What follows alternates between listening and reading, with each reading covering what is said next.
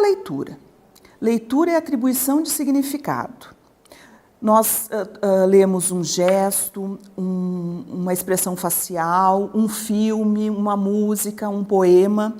Toda vez que nós estamos atribuindo sentido a algum estímulo externo, nós estamos lendo. Por isso que se fala em leitura do mundo. Por isso que o Paulo Freire falava que a leitura do mundo precede a leitura da palavra e a leitura da palavra promove a continuidade da leitura do mundo. A escola é a porta de entrada para a leitura da palavra. Vejam a importância dos processos de alfabetização e letramento na escola. Brevemente aqui, porque vocês terão material bibliográfico sobre o assunto lá na nossa unidade temática, Magda Soares define a alfabetização como o aprendizado do código escrito de uma língua e o letramento como a inserção em práticas sociais de leitura e escrita. Na vida cotidiana, as pessoas estão toda hora participando de práticas sociais de leitura e escrita. Quando participam, por exemplo, de uma missa ou de um culto, quando lemos algum contrato de aluguel ou de compra e venda, quando procuramos, por exemplo, folhetos de propaganda em busca de um produto que a gente queira comprar e a gente está pesquisando para ver qual que é o mais barato. Todas essas práticas são práticas leitoras, né? Mas a escola ainda é a introdução, o lugar de introdução e aprofundamento de um tipo de leitura que é a leitura racional. Veja a importância do ensino da leitura na escola. Eu falei agora na leitura racional. Martins define 3 tipos de leitura: a leitura sensorial, a leitura emocional e a leitura racional. A leitura sensorial é aquela no qual nós ativamos os nossos sentidos. O tato ao manusear um livro, o olfato ao sentir aquele cheirinho de livro novo. Já a leitura emocional é aquela na qual nós vivenciamos sentimentos e emoções que não são nossos. Quem que nunca chorou ao assistir um filme emocionante? Ou se envolveu tanto na leitura de um livro que ou a gente ri muito ou chora muito, né? Esta é a leitura emocional. A leitura racional é aquela da reflexão, é aquela na qual nós expandimos os nossos conhecimentos de mundo e também temos a oportunidade de refletir sobre a nossa própria realidade. Esses 3 tipos de leitura, a sensorial, a emocional e a racional, elas estão interrelacionadas. A escola dá um papel muito grande à leitura racional. Ela se fixa muito na leitura racional.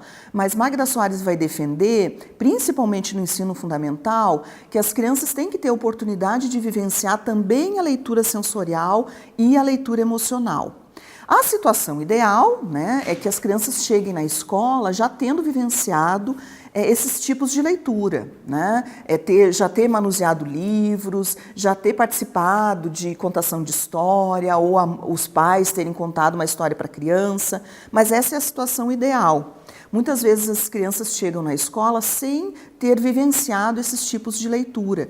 E então, Magda Soares defende que a escola tem que proporcionar à criança a vivência nesses 3 tipos de leitura e aí chegar à racional, né, a leitura racional.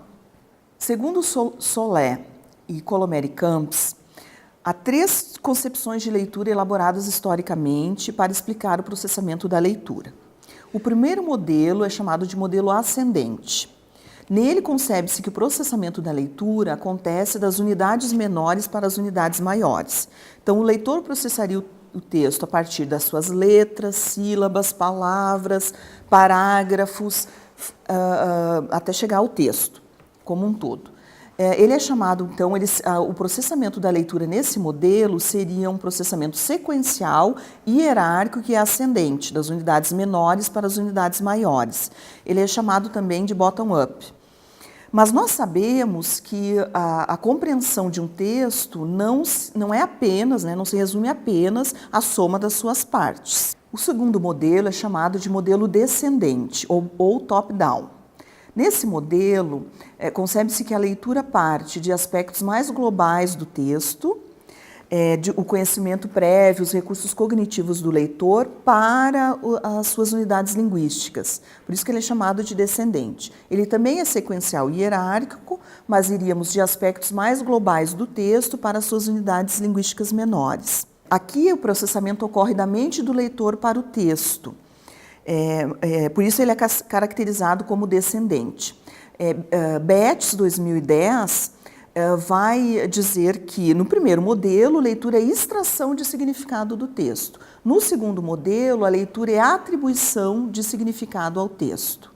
A concepção vigente de leitura entende que o leitor é um processador ativo do texto e que a leitura é um processo de interação entre o texto e o sujeito leitor. O leitor usa conhecimentos variados para compreender um texto, né? Conhecimentos linguísticos, seus conhecimentos de mundo, conhecimentos desse tipo textual em questão. A leitura não é um processo passivo e o texto um produto acabado. Tá? Para ler é necessário dominar as habilidades de decodificação, ter conhecimentos linguísticos da língua em questão, mas também conhecimentos textuais, de estrutura e forma dos textos, e dominar também certas estratégias que levam à compreensão dos textos. Além, é claro, né, do conhecimento de mundo do leitor. A leitura é vista como um processo de interação entre sujeitos, nesta concepção interativa. A leitura é, então, uma tarefa complexa, que depende de processos perceptivos, eu preciso da minha visão para ler, processos cognitivos, eu preciso da minha memória, e processos também de decodificação, né, linguísticos, de decodificação e textuais. É um processo interativo que não avança de um tipo de conhecimento para outro. Não, o acionamento desses tipos de conhecimento linguísticos, de mundo, né, e textuais do leitor, eles acontecem simultaneamente. No leitor experiente, o processo de decodificação acontece automaticamente e libera, então, né, outros tipos de conhecimentos podem ser acionados. O leitor experiente, ele também atua deliberadamente, supervisionando a sua própria compreensão e também corrigindo a rota, né, supervisionando a sua compreensão e vendo se se ela está ocorrendo ou não.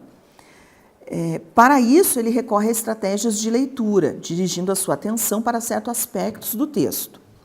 Solé considera que as estratégias de compreensão leitora são procedimentos usados para atingir objetivos de compreensão de um texto, planejamento de ações para esses objetivos, supervisão da compreensão e também correções de rotas, se necessárias. Implica-se disso que nós podemos ensinar essas estratégias de compreensão leitora na escola. Essas estratégias, elas devem ser do tipo geral, elas devem ser aplicáveis a outras leituras que o aluno fará. Então, elas devem ser ensinadas de modo a poderem ser acionadas em leituras múltiplas e variadas, né? Elas devem ser flexíveis e dar autonomia a esse sujeito leitor. O que se quer com o ensino da leitura é formar leitores capazes de compreender textos diversos e também capazes de monitorar a sua própria compreensão leitora. Claro que as estratégias de leitura estão diretamente ligadas ao seu ensino. Existem muitas pesquisas e publicações acerca do ensino da leitura na escola. Então, obrigado a todos e bons estudos.